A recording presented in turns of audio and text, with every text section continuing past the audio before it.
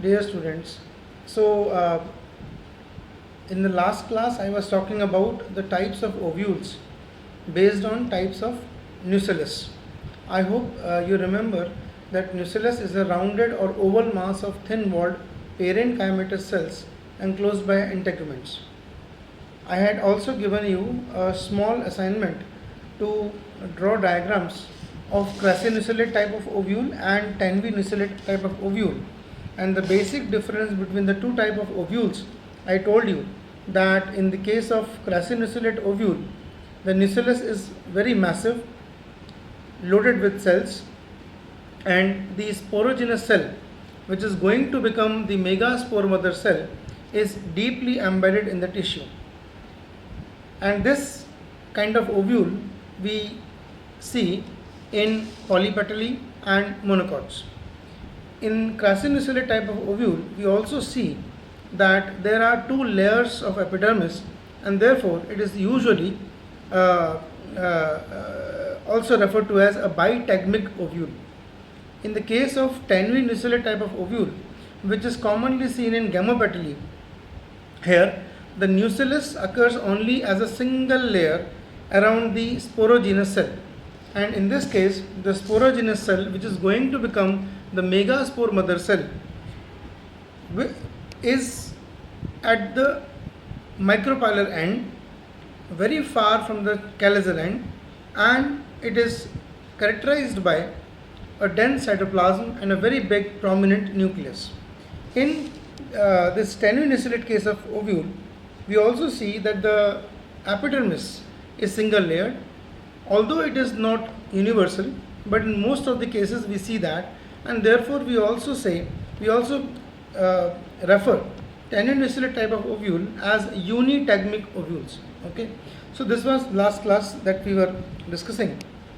Now we are going into the next stage and the first step of the process that we call as megasporogenesis.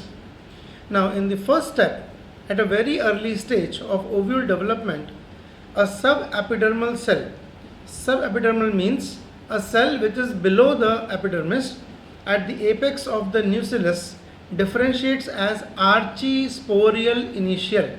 So please note this term.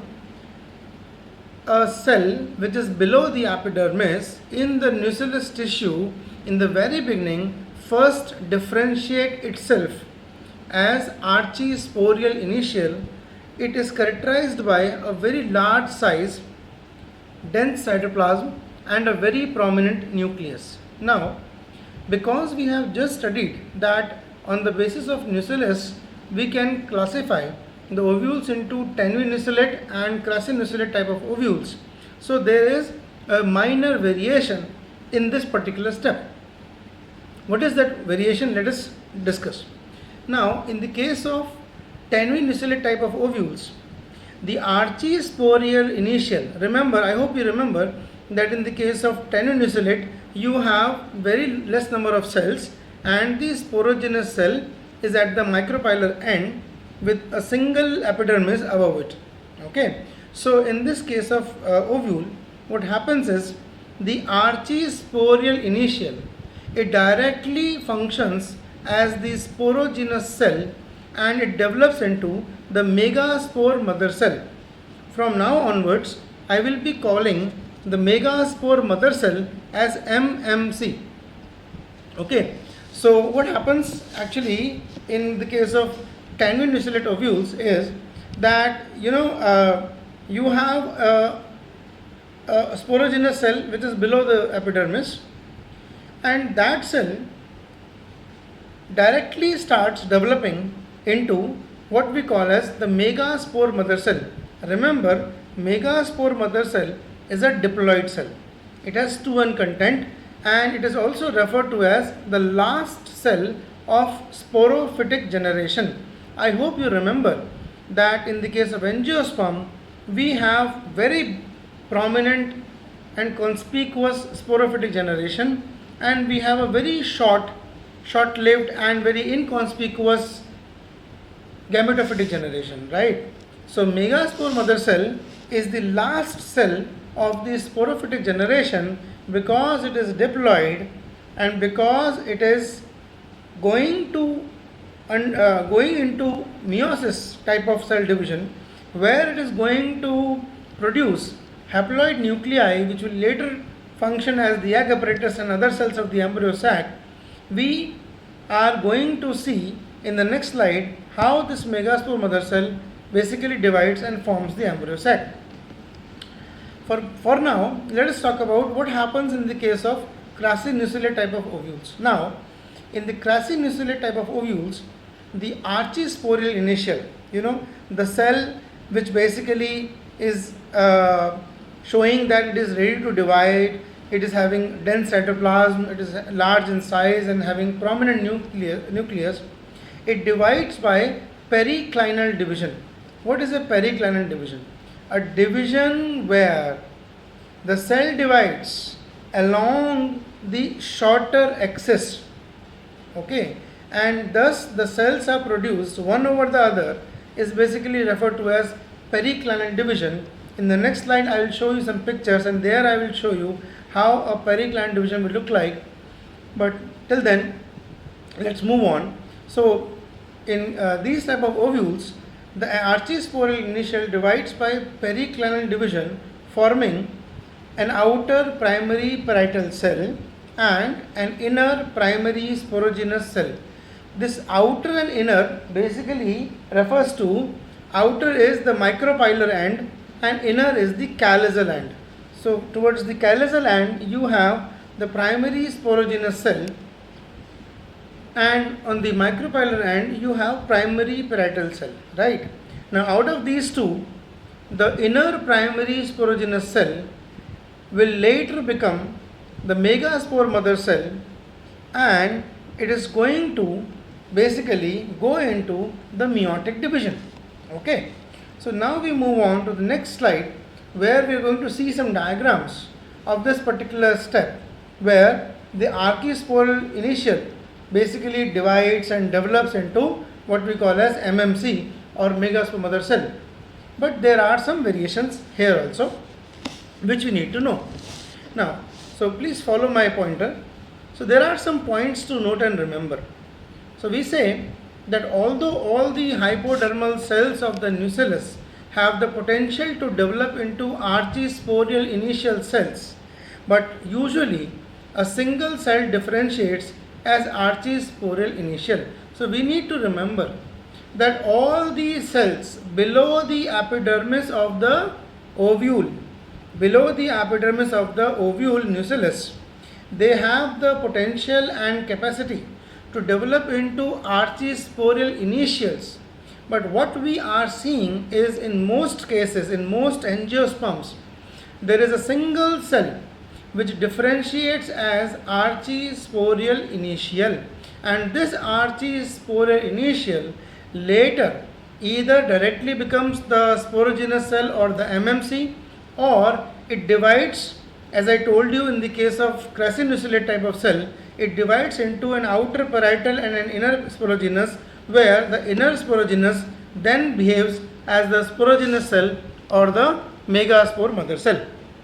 Okay, so then what happens, that this megaspore mother cell is going to undergo meiosis. But before that, there is another very important point which we need to note and remember, and that is that in many cases, for example in the case of Fagaceae family, Apiaceae family, Salicaceae family, Ranunculaceae family, Poaceae and Liliaceae, in these families we have observed that here we don't have one single cell. We have what is called as a multicellular archisporium. This multicellular archisporium can be having several hundreds or sometimes 300 or 8 or 3 or 9 or 12 or some number of cells which are behaving as archisporial initials. Out of these archisporial initial, that single cell which can finally function as sporogenous cell and behave as megaspore mother cell will become the progenitor of the haploid generation, and the rest of them will basically become dormant. So what I am trying to basically tell you is that yes, it is true that one cell uh, behaves as archispore initial, but it is not that multicellular archisporiums are not seen. In fact, they are not uncommon. They are commonly found in large number of families. And here there are some diagrams taken from a very good book, where on my left you can see that this is a typical ovule structure. Please follow my laser pointer. So this is a typical ovule of Casuarina. I hope all of you have seen Casuarina. Casuarina is a tree which is a wind hardy tree which is found in the coastal areas, and Daman being a coastal area, we have Casuarina in plenty here. All along the Devka and Jampur beach, you will see plantations of Casuarina. And in fact, in our college, just outside the botany department, we have large number of Casuarina trees. In Gujarati and Hindi, it is called Jhau and Saru. So Saru no ped che, which basically has multicellular archisporium. So in Saru no jhad, you have this nucleus tissue, and this nucleus tissue has these densely marked prominent nuclei cells. All these are basically behaving as archisporium. Although out of all these cells, only one will be able to later on become the megaspore mother cell, while the others will basically undergo dormancy. In other cases also, we see a similar behavior where we have 8-celled archisporium in the ovule.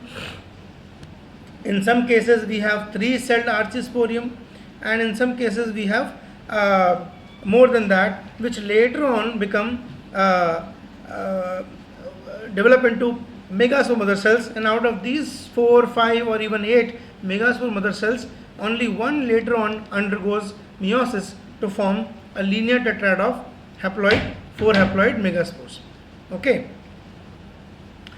So moving on to the next slide, now we'll discuss about the step number 2 of megasporogenesis. Now in this case, the megaspore mother cell, which is I told you, the last cell of the sporophytic generation, it undergoes meiosis. Meiosis is also known as reduction division to form 4 haploid megaspores forming linear tetrad, although there are some exceptions. Okay. So I'm repeating the whole sentence. The step number 2 is the megaspore mother cell, which is the last cell of this sporophytic generation. It undergoes meiosis to form 4 haploid megaspores. So you will have now the gametophytic generation starting, and 4 nuclei will form.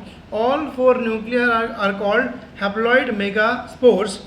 Sorry for the mistake in the spelling. It is megaspores, which will form the linear tetrad.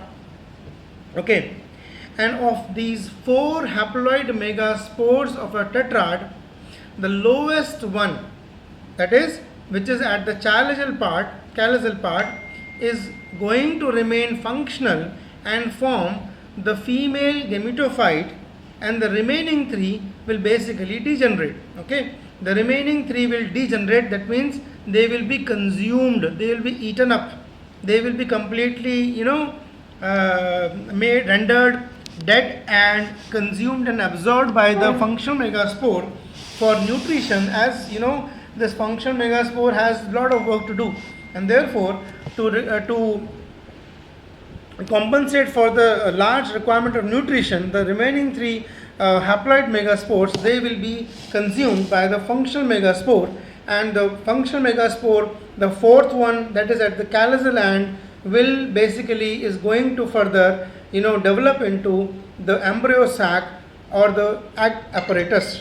Now here I have mentioned with exceptions. Okay, so this with exceptions that I have written basically says that in some cases you will not see a tetrad, in some cases you will not have the callosal and megaspore being the functional one, and in some cases you will have the 3 remaining microbialar and megaspores basically taking up the responsibility to behave as a functional megaspore, while the others will basically not be taking part in development of the embryo sac, and they will be as it is undergoing degeneration. So all I am trying to basically say is that in this step, what we are right now seeing is a standard most common observation, but in every step here there may be a exception. So what I am trying to teach you is the most common observation, but there are exceptions. Okay, so it is not always true that you will have a tetrad. Now please focus on the diagram. In the diagram, what we are seeing here is that you have megaspore tetrad. So in most of the cases, you have formation of a linear tetrad. So from a single megaspore mother cell, after meiosis, you have 4 haploid nuclei enclosed in proper cell walls, which are called as 4 haploid megaspores. And this is the micropylar end, this is the callosal end, and out of these 4, this one, the one which is at the lowest portion at the callosal end, will remain functional. It will later on develop into female gametophyte, and during its development it will eat up these 3 cells and will take up the entire space. So it will take up the nutrition, it will take up the space and will behave as female gametophyte. Although, as I have told you, in different cases, in different species, in different families, you may not have tetrad. For example, in this case, you don't have a linear tetrad. So what happens here is that the haploid nuclei or the megaspore at the micropylar end, it basically undergoes further mitotic division to form a T-shaped tetrad. So here you can see a structure T-like as actually formed. In some other cases, you have a tetrahedral head where you have 8 megaspores forming at the micropylar end, and the callosal end megaspore remains only single. So there are variations. You may have tetrad, you may have T-shaped tetrad, you may have sometimes inverted T-shape, sometimes you have tetrahedral head of megaspores where 8 nuclei are actually on the top and the remaining 3 are at the bottom. But the point to be noted is that out of all these, only one will remain as the functional megaspore. Rest all, whether they are 3 or 4 or 8 or 12, they all will basically degenerate and will be used up by the only single remaining functional megaspore for nutrition as well as for space. They all will be used up. Okay, I hope you are following until now. Then comes the step number 3. This is a very important step, and this will be taken up in the next class.